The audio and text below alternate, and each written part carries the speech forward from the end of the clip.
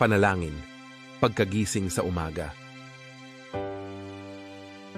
Panginoon, sa pagmulat ng aming mga mata sa panibagong araw, kami po ay nagpapasalamat sa inyong pagkakaloob ng buhay.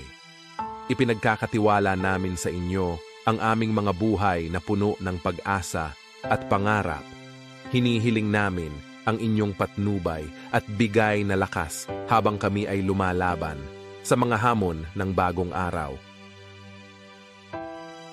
Ama naming mapagmahal, kami po ay humihiling ng inyong patnubay para sa aming pamilya at mga kaibigan.